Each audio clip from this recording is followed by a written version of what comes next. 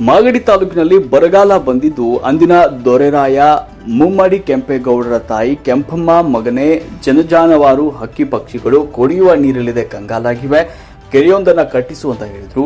ತಾಯಿಯ ಆಸೆಯಂತೆ ಮುಮ್ಮಡಿ ಕೆಂಪೇಗೌಡರು ಒಡ್ಡರ ಕರೆಸಿ ಗುದ್ದಲಿ ತರಿಸಿ ಕೆರೆಯನ್ನು ಕಟ್ಟಿಸಿದ್ರು. ಕೆಂಪೇಗೌಡರು ಮತ್ತು ತಾಯಿಯ ಭಕ್ತಿಯನ್ನ ಮೆಚ್ಚಿದ ವರುಣದೇವ ಮಳೆ ಸುರಿಸಿ ಕೆರೆ ತುಂಬಿ ಕೋಡಿಯೆಲ್ಲ ನೀರು ಹರಿಯಿತು. ಮೃಗ ಪಕ್ಷಿ ಜಾನುವಾರು ನೀರು ಕುಡಿದವು. ಹಸಿರು ಹೊನ್ನು ಬೆಳೆಯಿತು. ರೈತರು, ಆಯಾಗಾರರು, ಕುಲಕುಸುಬದಾರರು, ಕುಶಲಕರ್ಮಿಗಳು ಸಂತೋಷ ಪಟ್ಟರು. ಮೂರನೇ ಕೆಂಪೇಗೌಡರನ್ನ ಮಳೆ ಕೆಂಪೇರಾಯ ಅಂತ ಕರೆದ್ರು. ಇಂದಿಗೂ ಕೆಂಪಸಾಗರದಲ್ಲಿ ಅವರು ನಿರ್ಮಿಸಿದ್ದ ಗುಡಿ ಗೋಪುರಗಳಿವೆ. ಹಿಂದೆ ಎಚ್.ಎಂ. ರೇವಣ್ಣ ಅಧಿಕಾರದ ಅವಧಿಯಲ್ಲಿ ಕೆರೆಯ ಹೂಳು ತೆಗೆಸಿದ್ರು.